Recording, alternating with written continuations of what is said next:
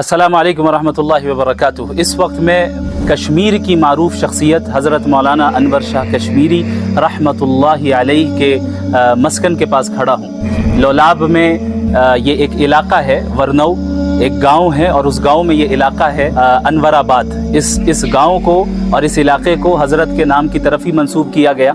और इस वक्त जो आप मेरे सामने ये घर देख सकते हैं, ये जो कदीम सा घर नज़र आ रहा है, पुराना घर, ये दरअसल लोगों का कहना ऐसा है कि इस घर की निस्बत हज़रत की ही तरफ है। बाकी हकीकत हाल से अल्लाह रब्बुल आलमीन बेहतर वाकिफ़ है।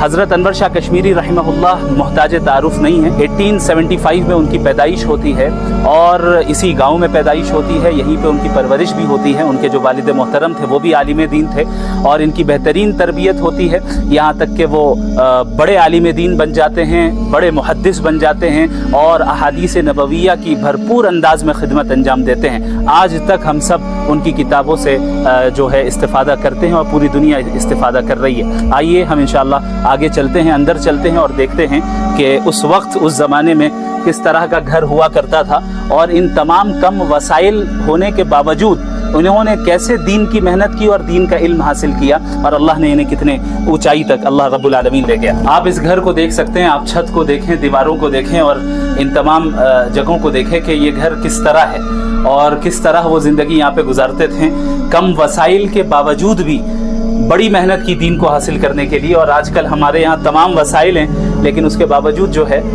हम कमी कोताही करते हैं दीन को हासिल करने में। और इस तरफ भी बाज़ कमरे मौजूद हैं और ये ऊपर का जो हिस्सा है छत की तरह है। बाज़ हज़रात का ये भी कहना है कि ये मकान दरअसल उनके भाई का है, लेकिन निस्बत उनकी तरफ हो गई। बाकी अल्लाह रब्बुल आलमीन बेहतर जानता है। ये गांव वही है, ये बस्ती भी वही है जहाँ पर हज़रत की विलादत हुई और परवरिश चली। यहाँ उनके घर के करीब एक चश्मा भी है जिसकी निस्बत भी उन्हीं की तरफ की गई है और इसे चश्मा अनवर कहकर पुकारा जाता है। हज़रत रहमहुल्लाह का इंतकाल 1933 में होता है। अल्लाह रब्बुल आलमीन से हम दुआ गो हैं कि अल्लाह हज़रत के दर्जात को बुलंद फरमाए और उनके इल्म से पूरी उम्मत को इस्तिफ़ादा करते रहने की तौफ़ीक़ अता फरमाए। जज़ाकुमुल्लाहु खैरन।